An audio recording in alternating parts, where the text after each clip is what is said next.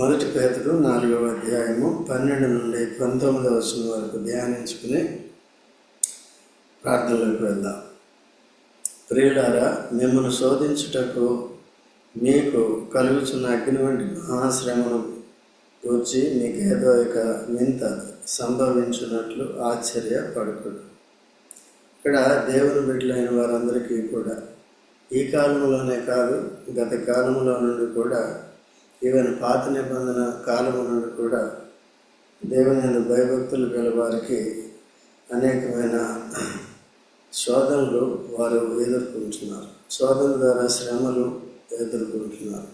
ఆ శ్రమలు ఇక్కడ ఏమన్నాయంటే అగ్ని వంటి శ్రమలండి.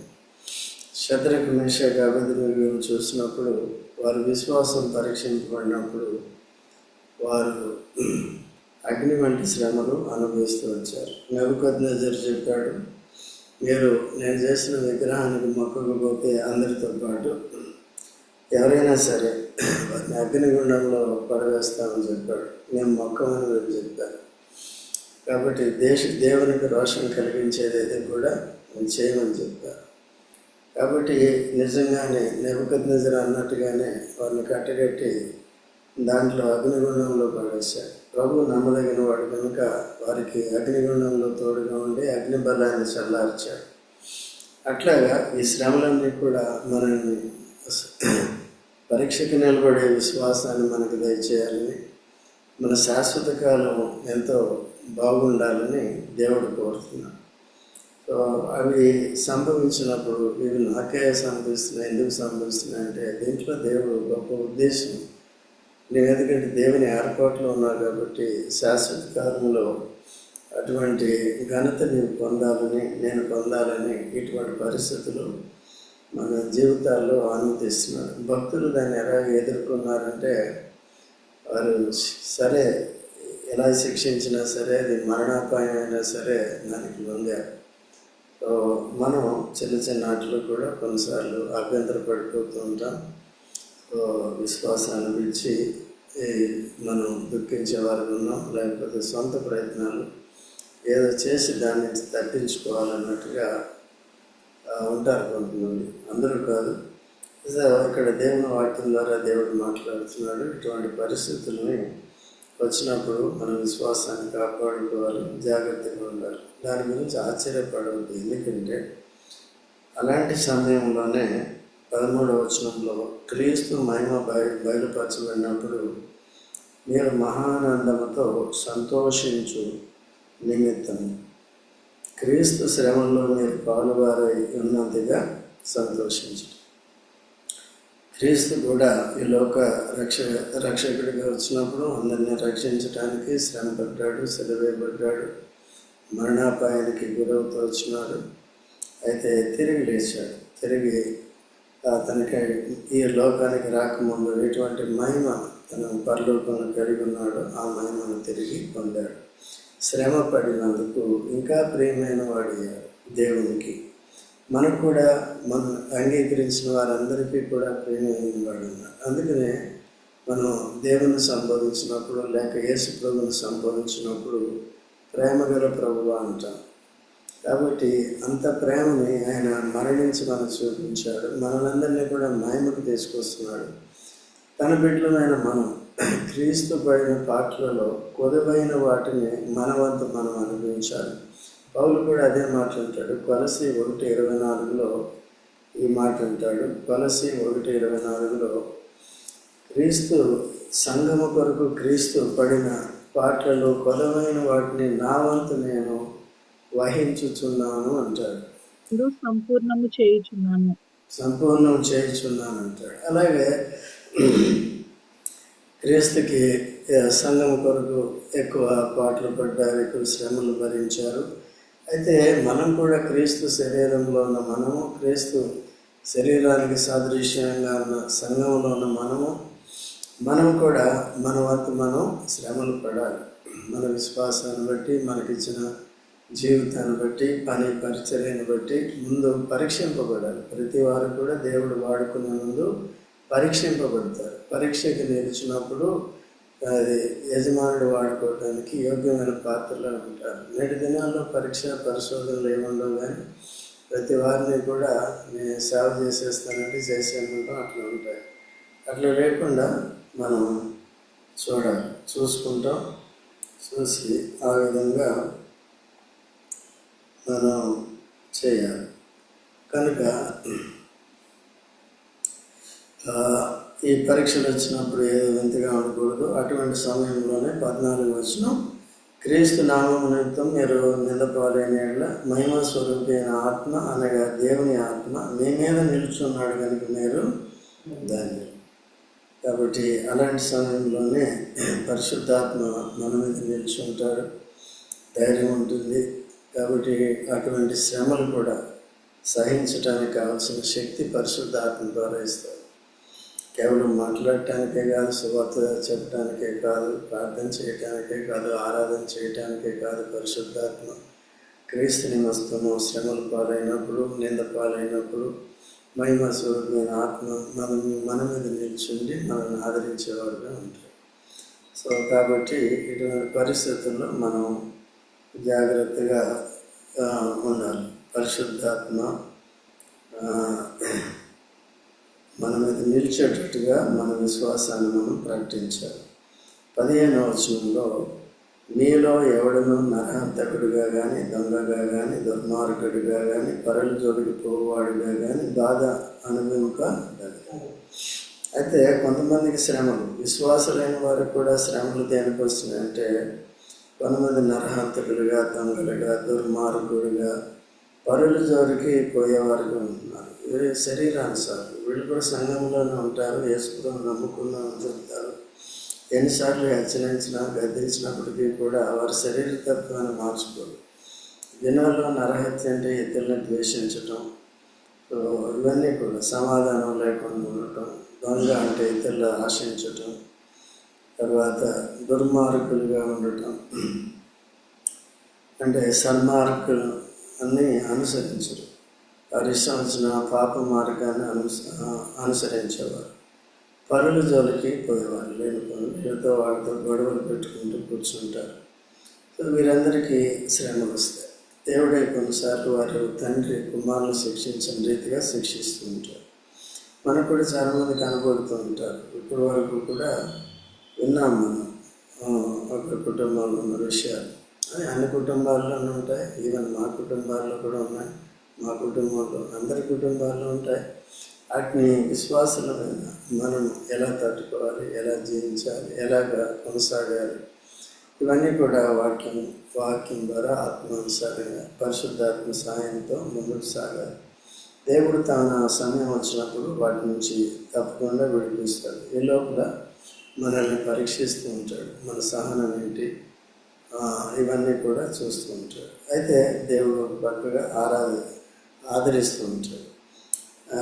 మనలో పౌలు కూడా అంటాడు 2 కొరింథీ 1వ అధ్యాయంలో 5వ వచనంలో, క్రీస్తు యేసులో మా శ్రమలు ఎలాగ విస్తరిస్తున్నాయో అలాగే శ్రమలకి తగినట్టుగా ఆయన ఆదరణ కూడా అదే స్థాయిలో విస్తరిస్తుంది. మేము 5 సార్లు అవమానం పొందితే, 5 సార్లు దెబ్బలు తింటే, 5 సార్లు మేము శ్రమ పడినప్పుడు 5% 5 పాళ్ళు కూడా మాకు పెరుగుతుంది అన్నమాట. మోషే కూడా కీర్తన 90లో 15వ వచనంలో కూడా అంటాడు. మోషేకి రాసిన కీర్తన 90లో 15లో, మేము పొందిన శ్రమ దినములు అని బట్టి మాకు సంతోషకరమైన దినాలను కూడా ఎన్నని చెబుతాడు అన్నమాట. ఎన్ని దినాలైతే మేము శ్రమ పడ్డాము అనే తర్వాత మేము సంతోషకరమైన దినాలు కూడా ఎన్నని చెప్తాడు. అయితే ఇశ్రాయేలీయుల అరణ్యంలో దేవుని విశ్వాసాన్ని వారు పరీక్షించినప్పుడు దేవుడు నిలబడలేదు. గురువులు సనుగుల ద్వారా అన్నం కొరకు పరీక్షించాడు, ఆహారం కొరకు పరీక్షించాడు, నీడ కొరకు పరీక్షించాడు. దేవుని సేవకుడు మోషేకి విధేయత చూపించే విషయంలో, తద్వారా దేవునికి విధేయత చూపించే విషయంలో తగ్గిపోతూ వచ్చారు. కనుక వాళ్ళంతా నశించిపోతూ వచ్చారు. ఈవెన్ వాళ్ళు సంతోషంగా జీవించడానికి, స్వతంత్రించుకోవడానికి వాగ్దానం చేయబడిన కనాను వేగులు చూసి 12 మందిని గోత్రాలను ఒక్కొక్కరిని పంపిస్తే కూడా 10 గోత్రాలు కూడా అంతా బాగుంది, కానీ వాడు అక్కడ మనుషులను చూశాడు. ఆ మనుషులు మమ్మల్ని కొట్టేస్తారు, చంపేస్తారు, మేము చచ్చిపోతాం అని ఆ మనుషులను చూసి పాలు తేనెలు కావాలి కానీ వారికి మనుషులను చూసి దాన్ని కోల్పోతున్నారు. కనుక మనం కూడా కొన్నిసార్లు ఒక్కరికి ఏదైనా బిస్కెట్ పెట్టి పక్కన కర్రతో నిల్చుంటే వస్తుందా? అలాగా. అయితే కొన్నిసార్లు కుక్కలు కూడా కర్ర కొట్టుకో కత్తి కొట్టుకో అవి వచ్చేసి ఉన్నదాన్ని ఏం చేస్తాయి? తినేస్తాయి.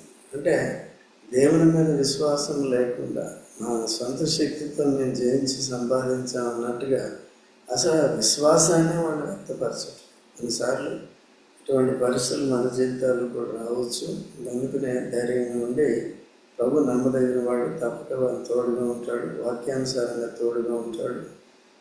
అనవసరంగా వీడు జోలికి వాడి జోలికి అనవసరంగా పోతే తోడుగా ఉండడు. కానీ ఆ శిక్ష భరించిన తర్వాతే మనం పశ్చాత్తాపడినప్పుడే మన జాగ్రత్తలకు తీసుకొస్తాడు. సో కనుక అలాగా మనం వారిలాగా ఉండకూడదు. ఇద్దరు మాత్రమే వారు మాత్రమే మనం పోగలం, దేవుడు మనకి తోడుగా ఉంటాడు అని అలాగా దేవుడిని చూశారు కానీ సమస్యలు చూడలేదు. సో అలాంటి వాళ్ళే పాలు తేనెలను పొందగలుగుతారు. కానీ అటువంటి వారే పరలోకాన్ని దేవుని వాగ్దానాన్ని స్వతంత్రించుకుంటారు. కానీ లేకపోతే అక్కడ దాన్ని పాలు తేనెలే కావాలి కానీ మనుషులను చూసినప్పుడు భయపడేవారు, పెరిగి వారు ఎప్పుడు కూడా దేవుని రాజ్యాన్ని స్వతంత్రించుకోలేరు. సో అలాగా అందుకనే దావీదు కూడా గొలియాతుని చూసినప్పుడు దేవుడిని చూశాడు కానీ గొలియాతుని చూడలేదు. గొలియాతు తనకంటే ఎన్నో రెట్లు పొడవైన వాడు, లావైన వాడు, యుద్ధాయుధాలు, యుద్ధ కవచం ధరించిన వాడు. ఇవన్నీ కూడా ఈయన దగ్గర ఏం లేదు, విశ్వాసం ఉంది, దేవుడు తోడుగా ఉన్నాడు. అయితే ఈయన హైట్ 10 అడుగులు 9.5 అడుగులు అయితే నా దేవుడు హైటు మహాకాశంలో పట్టుజాలంతుంది, అంత గొప్పవాడు. కాబట్టి ఆయన ముందుంటాడు, నా ముందు నేను వెనుకుంటాను అని ఆయన ఒడిసెలో తీసుకుని ఒక రాయిని వేశాడు. ఆ రాయి యేసుప్రభు గుర్తుగా. అలాగే మనకంటే ముందుగా వచ్చి యేసుప్రభు సెలవు ద్వారా సాతాన్ని సంహరించి సాతానికి అధికారంలో ఉండి మనల్ని విడిపించి తన సహవాసంలో చేర్చుకున్నాడు. 5 సహవాసానికి గుర్తంటే సహవాసంలోనికి రావడానికి కారణం యేసుప్రభు. తండ్రితో, కుమారునితో, పరిశుద్ధులతో మనకు సహవాసం అనేది వచ్చింది. సో అలా జాగ్రత్తగా ఉండాలి. తర్వాత 17వ వచనంలో తీర్పు దేవుని ఇంటి యొక్క ఆరంభ కాలము వచ్చి ఉన్నది. అది ఆయన యొద్దనే ఆరంభమైతే, అది మన యొద్దనే ఆరంభమైతే దేవుని సువార్తకు అవిధేయులైన వారి గతి ఏమో. దేవుని తీర్పు. అందుకనే ప్రతి ఆదివారం కూడా దేవుడు ఏ నియమాన్ని పెట్టాడు. మిమ్మల్ని మీరే పరీక్షించుకుంటే దేవుని తీర్పులోనికి రారు. ఎవరైతే పరీక్షించుకోరో, సరి చేసుకోరో వారి తీర్పులోనికి వస్తారు. దేవుడు వారిని కూడా శిక్షిస్తాడు. మొదటిగా శరీరంలో శిక్షిస్తాడు. ఎందుకంటే బలహీనలు అయిపోతారు, రోగులు అయిపోతారు, నిద్రావస్థలో కూడా వెళ్ళిపోతారు. లోతుని మనం చూసినప్పుడు అబ్రహాముతో ఉన్నప్పుడు బాగానే ఉన్నాడు. ఎప్పుడైతే ఐగుప్తు నుంచి వచ్చారో ఆస్తిపాస్తులు పెరిగినాయో, జంతువులు ఇవన్నీ కూడా పెరిగినాయో, అప్పుడు భూసంబంధమైన ఆశలు వచ్చినాయి. ఇండిపెండెంట్ లైఫ్ కోరుకున్నాడు. కనుక ఆయన వెళ్ళిపోయాడు. దేవుని తీర్పు వచ్చింది. దేవుని తీర్పు తాను నివాసం ఉంటున్న దేశానికి తీర్పు వచ్చింది. అది అపవిత్రమైనది, దుర్మార్గమైన దేశం.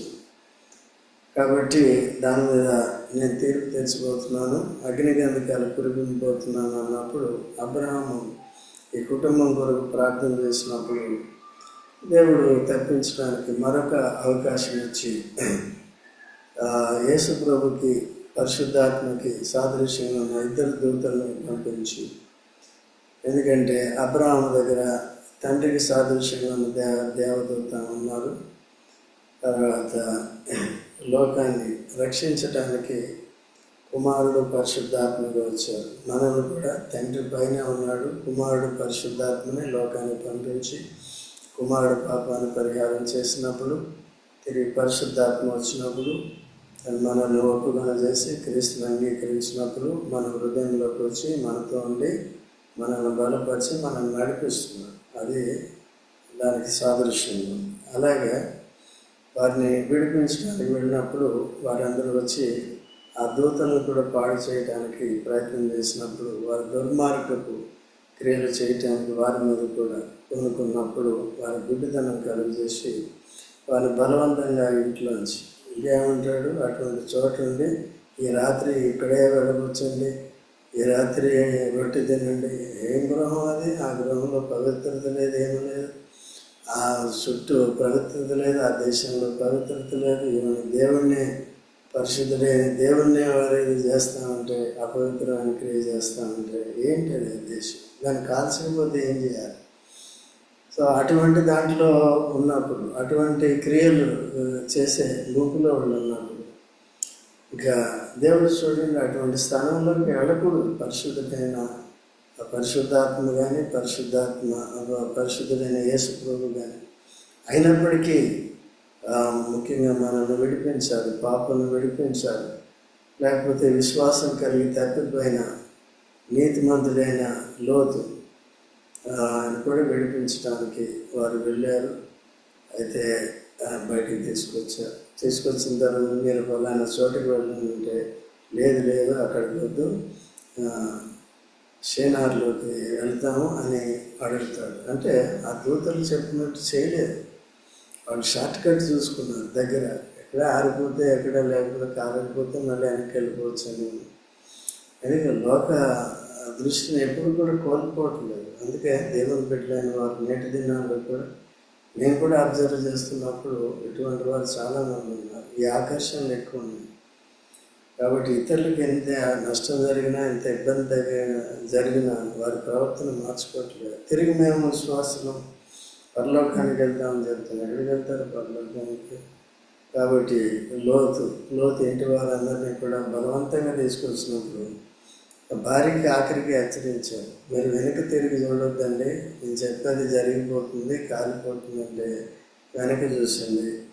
సో అది కాలుతుందో లేదో కానీ కాలకముందే ఏమో ఉపశమనం అయిపోయింది. ఎందుకంటే బయటికి పూర్తిగా తీసుకొచ్చిన తర్వాత అగ్ని గంధకాలు అప్పుడు కురుస్తాను.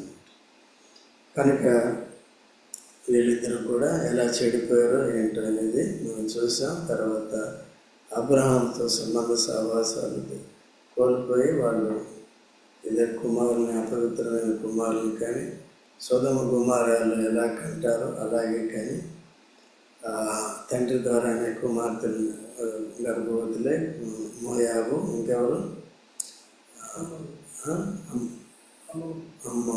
మోయాబు అమ్మోనీయులు వాళ్ళ జాతి వచ్చి మోయాబు నుండి తిరిగి రూతుని దేవుడు ఏర్పరచుకున్నాడు. తర్వాత రూతు ద్వారా యేసు ప్రభు కూడా వచ్చాడు. కనుక ఈ విషయాలు జాగ్రత్తగా మనం గమనించి ఆ తీర్పులను వెళ్ళేటట్టుగా లోతు అండి భూ సంబంధమైన దృష్టి ఎవరికి వచ్చినప్పటికీ కూడా వాళ్ళు లోతు కుటుంబంలో ఉన్నట్టే గుర్తుపెట్టుకోవాలి.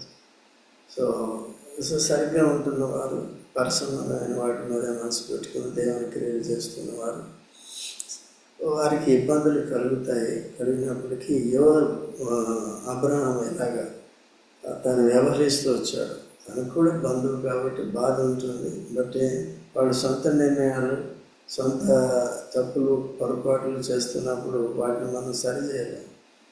హెచ్చరించినప్పటికీ కూడా వినే రకం కాదు. అందుకనే వాడిని వదిలేశాడు. సో అలా లేకుండా దేవుడు కూడా మనల్ని విడిచిపెట్టకుండా ఎప్పుడు కూడా వాక్యాన్ని హెచ్చరికలను వేసుకుని చిన్న తప్పులైనా కూడా అవి పెద్దవి కాకుండా పొరపాట్లు చిన్న తప్పుల్ని సరి చేసుకుంటూ జాగ్రత్తగా ముందుకి సాగాలి. తర్వాత ఆ విధంగా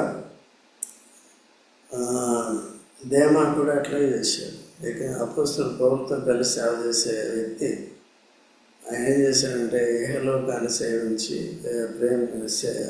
స్నేహించి లోకంలోకి వెళ్ళిపోయాడు. అలాగా దేవునికి దూరం అవ్వకూడదు. వారు కూడా తీర్పులోకి వస్తారు. జాగ్రత్తగా ఉండాలి. మరియు 18వ వచనం, నీతిమంతుడే రక్షింపబడట దుర్లభం అయితే భక్తిహీనుడును పాపి అక్కడ ఉంటారు. వీళ్ళే ఏదో యేసుప్రభుని నమ్మామని చెప్పుకుని సరిగ్గా లేని వాళ్ళే రక్షణ లేకుండా నాశనం అయిపోతుంటే, రక్షణకి సువార్తను వ్యతిరేకించిన వారు, క్రీస్తుని అంగీకరించిన వారు ఏ విధంగా వారు భక్తిహీనులు, పాపులు ఎక్కడుంటారు దేవుని దగ్గర. కాబట్టి బహు జాగ్రత్తగా ఉండాలి. చాలామంది దేవుని కృపను లోపల పెడుతున్నారు.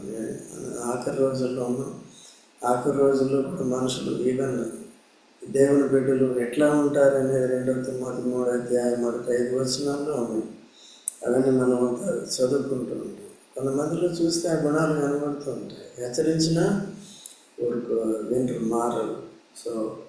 అటువంటి స్థితిలోకి మనం ఉండకుండా జాగ్రత్తగా ఉండాలి. 19వ వచనంలో, కాబట్టి దేవుని చిత్త ప్రకారం బాధపడేవారు సత్ప్రవర్తన గలవారే నమ్మకమైన సృష్టికర్తకి తమ ఆత్మలను అప్పగించు. ఆత్మ మనకి చివరికి పరలోకానికి చేరవలసిన ఆత్మ, రక్షింపబడవలసిన ఆత్మ.